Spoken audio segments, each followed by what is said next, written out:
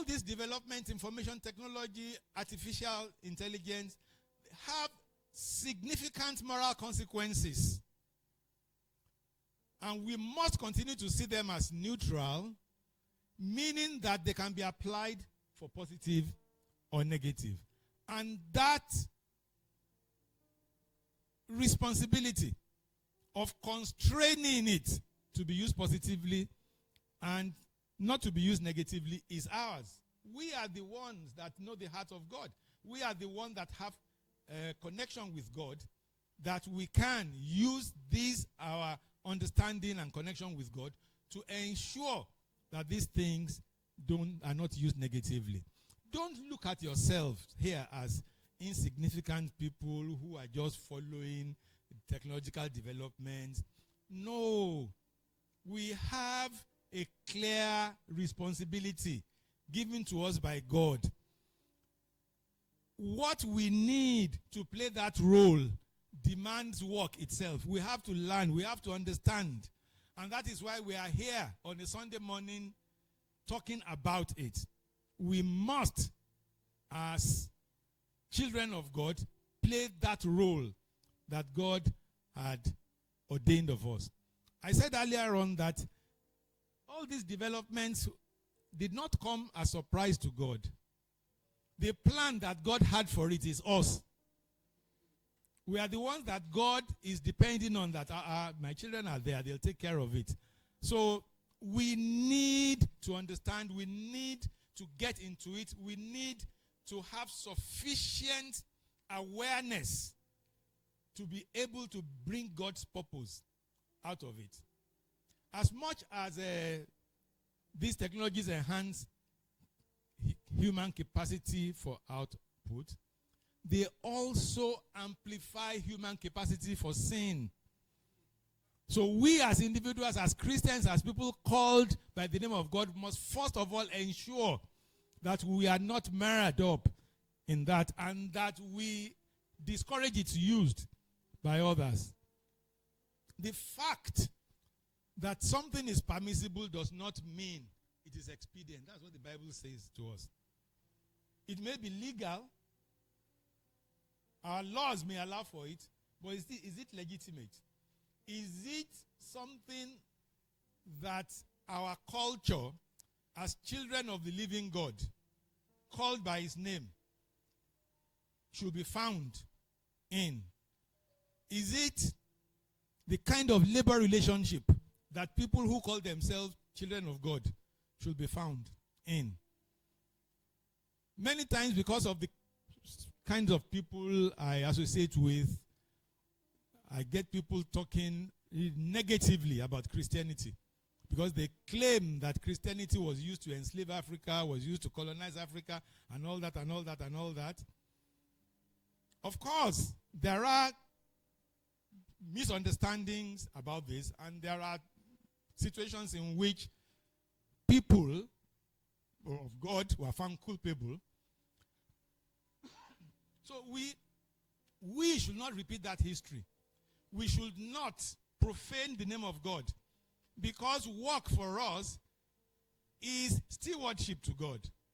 So we should ensure that we do not allow the name of God to be profaned in this, just because some others do it.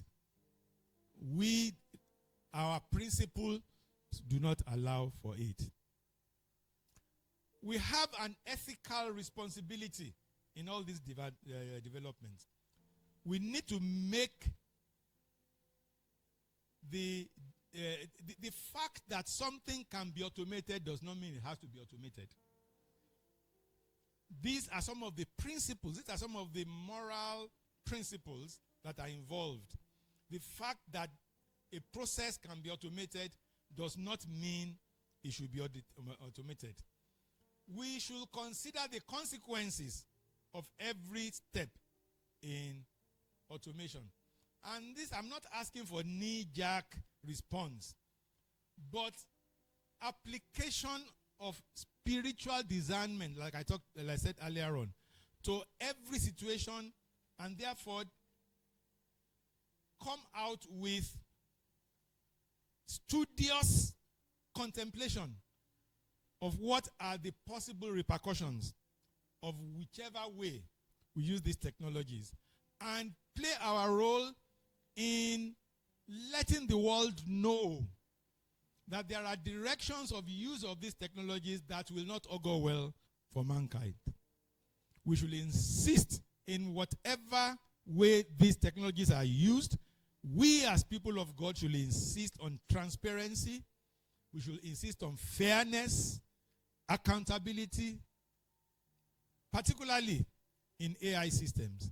Because AI systems have a way of replicating human weaknesses. And because AI systems are built from historical data. So if we as human beings have behaved in ways that are not right, the system will learn it. There was an experiment in which some AI systems were fed with the thinking of Machiavelli, who is a popular or notorious, the author of the popular "The End Justifies the Means." That whatever you do, as long as you get a right result, you are all right. And you see that the kind of things that come out of that are not encouraging. So we as people of God, we should stand in the vanguard of ensuring transparency. Transparency meaning that we don't have to trust the system. What do I mean by this? When you talk of transparency, what you are saying is you don't need to trust the system because the system has laid itself bare to you. So if you say somebody is if you have a leadership and you say that leadership is transparent, what you are saying is you trust, you know that they have done the right thing, not because you trust them to be good people. It's because you can see the processes and you see that what they have done is right. That's the meaning of transparency. Ordinarily, it's like you can look through, you see through it. So it's like glass. You look at it, you see the other end. But if things are hidden, you won't see the other end. That's not transparency. So when you talk about transparency in interactions of people, what you are saying is the reason why I believe you is not because I trust you. It is because you have laid it bare. So transparency. Fairness. The results that these systems are giving us, is it fair to all? Are they fair to all? Or are they painting some people in negative light? There was a time not too long ago when an early Google attempt at image recognition, a white male was put before the system, the camera, and they asked, "What is this?" The system said, a male human being. Yeah, white male, it's a human being, male. Then they put a black person, and the system said, a gorilla. True story. And it became a scandal, and Google quickly took it off. You probably have seen, there's this story, you can still find this on the internet. The racist soap dispenser, where a white person put their hand below the soap dispenser and it dispensed soap. And a black person put their hand there. And because black does not reflect enough light as white, the system didn't see the hand and did not dispense. So these are issues that we need to address. The technology is neutral. We have to guide it through fairness. Accountability.